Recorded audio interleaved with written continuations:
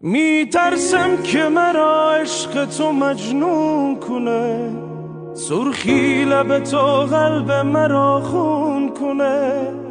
بیزارم از این حال ولی میترسم که حال مرا عشق دگرگون کنه. من میترسم از من غرق تو در آینه، از توی معشوقی دیرینه، از صدای نفسم در سینه.